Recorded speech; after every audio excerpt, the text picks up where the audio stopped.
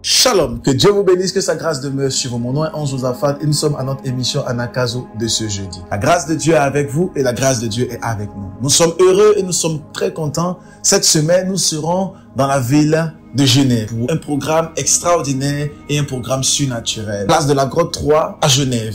Nous serons là-bas de 10h à midi pour ce que j'appelle l'école du ciel. L'Éternel nous parlera sur une école qui est très importante, mais cette école, c'est l'école du ciel. Et à 17h, nous aurons ce qu'on appelle la plénière, un temps de grâce, de délivrance, de libération et de manifestation de sa puissance et de son autorité. Je t'invite massivement. Tu es en France voisine, tu es en Allemagne, je ne sais pas, déplace-toi, viens à ce programme et le Seigneur nous fera beaucoup de bien par son autorité. À ce Anakazo de ce jeudi, à cette émission, nous voulons comprendre comment prendre des bonnes décisions. Comment se fait-il que nous n'arrivons pas à pouvoir prendre de bonnes décisions et sommes toujours en train de prendre des décisions qui sont dans l'erreur? J'aimerais dire à la vie de quelqu'un que les bonnes décisions ne viennent pas par révélation uniquement. Les bonnes décisions ne viennent pas par la pensée divine de Dieu uniquement. Les bonnes pensées ne viennent pas par des prophéties uniquement. Les bonnes pensées viennent aussi par notre intelligence et par notre capacité à réfléchir. Si Dieu nous a donné un intellect, si Dieu nous a donné un cerveau, c'est pour que nous puissions nous en servir. Le cerveau n'a pas été créé pour que nous puissions commencer à faire autre chose avec le cerveau. Non, le cerveau a été créé afin de pouvoir réfléchir. Et dans le cerveau, il y a ce qu'on appelle la mémoire. Il y a beaucoup de choses qui ont trait avec le cerveau. Il y a la conscience, il y a l'inconscience et il y a tous ces éléments-là. Mais excellent enfant de Dieu, le cerveau également nous permet de réfléchir. La tête nous permet de réfléchir. Et si Dieu nous a permis de pouvoir réfléchir, c'est que c'est parce que Dieu veut que nous puissions nous servir de ce muscle ou encore de cette pensée ou de ces neurones. Dieu veut que nous puissions nous servir de cet organe afin de pouvoir avancer et transcender. Vous allez vous rendre compte que plusieurs personnes dans ce monde n'ont pas peut-être eu une prophétie ou une révélation du Seigneur, mais avec leur intellect, avec leur cerveau,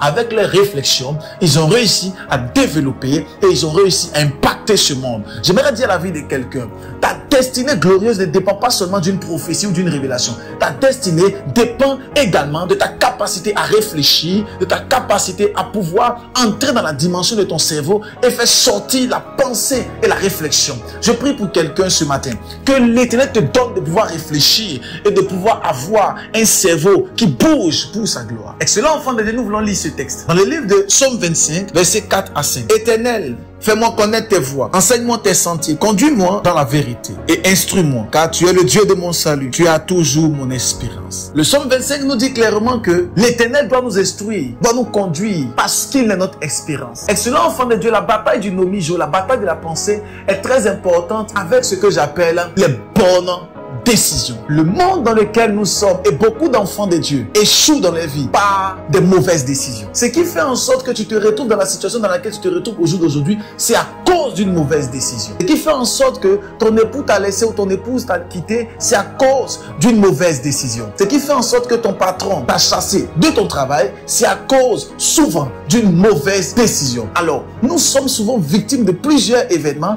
à cause d'une mauvaise décision. Le premier homme qui s'appelait Adam était auprès de Jésus-Christ, auprès de Dieu, mais à cause d'une mauvaise décision, sa vie a été chamboulée. J'aimerais prier pour quelqu'un pendant qu'il entend le son de ma voix. Que tes décisions ne soient pas mauvaises, mais que tes décisions soient les décisions de Dieu, au nom de Jésus-Christ. Alors, pour avoir les décisions de Dieu, il faut avoir ce qu'on appelle le nomijo, la pensée. Car c'est ta pensée qui te permettra de pouvoir prendre une décision. Lorsque vous arrivez souvent au marché, vous voyez des fruits qui sont étalés, vous voulez prendre un fruit. Et dans votre pensée, une pensée vient vers vous et vous dit non, ce fruit-là, il n'est pas bon. Laisse-le, prends tel fruit. Et vous allez vous rendre compte que vous allez prendre une décision en fonction des deux fruits. Pourquoi? Parce que vous avez eu une pensée dans votre cœur. Vous serez en train de marcher et vous allez rencontrer une jeune dame et votre pensée va vous dire oh, elle est très belle, aborde-la et prends son numéro. Et vous allez aller et vous allez l'aborder. Pourquoi? Parce que vous avez eu une pensée. Donc vous allez prendre une décision de pouvoir prendre le numéro de cette jeune fille, prendre le numéro de ce monsieur sur la base d'une décision que vous avez eu à prendre. Mais cette décision est venue par une pensée. Alors toute pensée enfante une décision, qu'elle soit bonne ou mauvaise. La bonne question qu'on doit se poser, poser, c'est que les décisions que toi tu prends sont les décisions de Dieu ou les décisions du diable. La bonne question qu'on doit se poser, c'est est-ce que les décisions que tu prends sont les décisions de Dieu ou les décisions du diable? Parce que, excellent enfant de Dieu, si tu prends des décisions qui ne sont pas les décisions de Dieu, assurément ta vie sera une vie qui va dégringoler. Il faut pouvoir prendre de bonnes décisions. Et pour pouvoir prendre de bonnes décisions,